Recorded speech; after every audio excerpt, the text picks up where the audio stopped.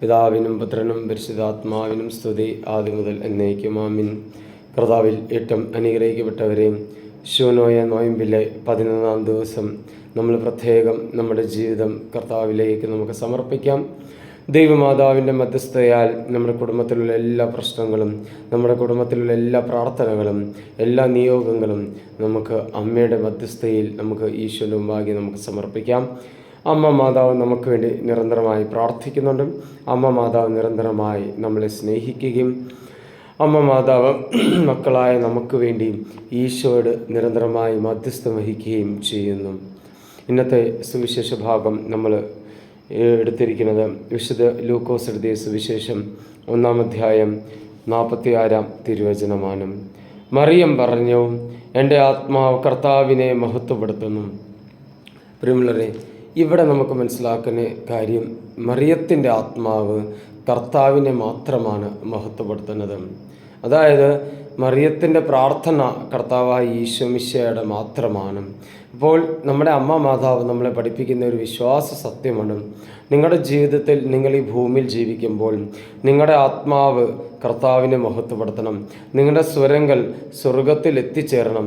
നിങ്ങൾ പ്രാർത്ഥിക്കുമ്പോൾ സ്വർഗം കേൾക്കണം. നിങ്ങൾ ഭൂമിയിൽ നിന്ന് പ്രാർത്ഥിക്കുമ്പോൾ സ്വർഗത്തിൽ മാലാഖമാരുടെ ഗണത്തിൽ ചേർക്കപ്പെടുകയും എന്ന രീതിയിൽ നമ്മൾ പ്രാർത്ഥിക്കണം. എത്രത്തോളം നമ്മൾ കർത്താവിനെ മഹത്വപ്പെടുത്തും, അത്രത്തോളം നമ്മുടെ മേൽ കൃപകളും അനുഗ്രഹങ്ങളും കടന്നു വരും.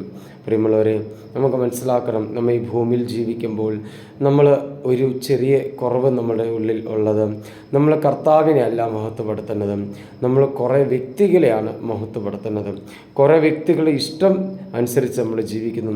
കുറേ വ്യക്തികളെ നമ്മൾ പുകഴ്ത്തി പറയുന്നു.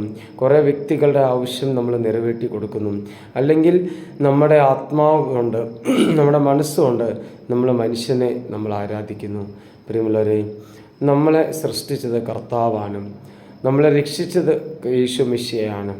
അപ്പോൾ നമ്മുടെ ജീവിതത്തിൽ നമ്മൾ ഏറ്റവും കൂടുതൽ മഹത്വപ്പെടുത്തേണ്ടതും ഏറ്റവും കൂടുതൽ ആരാധിക്കുന്നതും അത് കർത്താവായ യേശു മിശിഹായെ മാത്രമായിരിക്കണം. മറ്റ് വ്യക്തികൾ നമ്മുടെ ജീവിതത്തിൽ സഹായം ചെയ്തു തരും.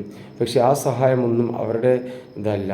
അതെല്ലാം ദൈവം അവർക്ക് കൊടുത്ത അനുഗ്രഹങ്ങളാണ്. അവരുടെ അനുഗ്രഹത്തിൽ നിന്നും അവർ നമ്മളെ സഹായിക്കുന്നു. പക്ഷെ നമ്മുടെ ജീവിതത്തിൽ നമ്മൾ ദൈവമാതാവ് പറഞ്ഞിരിക്കുന്നത് പോലെ തന്നെ എൻ്റെ ആത്മാവ് കർത്താവിനെ മഹത്വപ്പെടുത്തണം. നമ്മൾ ഓരോ വ്യക്തികളുടെ ആത്മാവും കർത്താവിനെ മഹത്വപ്പെടുത്തണം. നമ്മുടെ അധരങ്ങളിൽ നിന്നും ദൈവസ്തുതി എന്നും ഉയരണം. നമ്മൾ പ്രാർത്ഥിക്കുമ്പോൾ നമ്മൾ പ്രത്യേകം നമ്മൾ കർത്താവിന് മുമ്പാകെ നമ്മുടെ ജീവിതം സമർപ്പിച്ചുകൊണ്ട് പ്രാർത്ഥിക്കണം. അങ്ങനെ പ്രാർത്ഥിക്കുമ്പോൾ നമ്മൾ അറിയാതെ തന്നെ ദൈവത്തിൻ്റെ അനുഗ്രഹം നമ്മളിലേക്ക് കടന്നു വരും.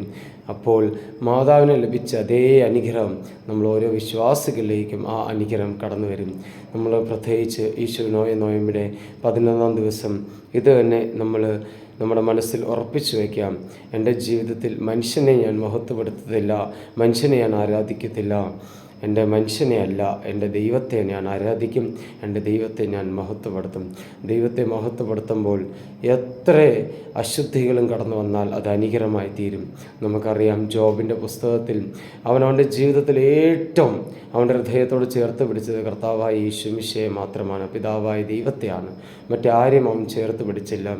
അവൻ്റെ ജീവിത പങ്കാളി അവൻ്റെ എതിരെ സംസാരിച്ചപ്പോൾ അവൻ്റെ 3 സുഹൃത്തുക്കൾ അവൻ പാപിയാണെന്ന്, അവൻ പാപം ചെയ്തു എന്ന് പറഞ്ഞപ്പോഴും അവനതൊന്നും കാര്യമാക്കിയെടുത്തില്ല. കാരണം എന്തറിയോ?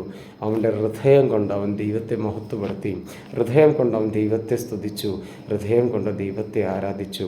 അവൻ്റെ ജീവിതം അനുഗ്രഹത്തിന് മേൽ അനുഗ്രഹമായി തീർന്നു. പ്രത്യേകിച്ച് നമുക്കും ഭൂമിയിൽ കുറേ വ്യക്തികൾ നമ്മളെ തകർത്തി കളയാൻ ശ്രമിക്കും. കുറേ വ്യക്തികൾ നമുക്കെതിരെ ഇല്ലാതെ സംസാരിക്കും. അവരെ ഒന്നും നോക്കേണ്ടത് ആവശ്യമില്ല. മുമ്പിൽ കർത്താവുണ്ട്, രക്ഷകനുണ്ട്.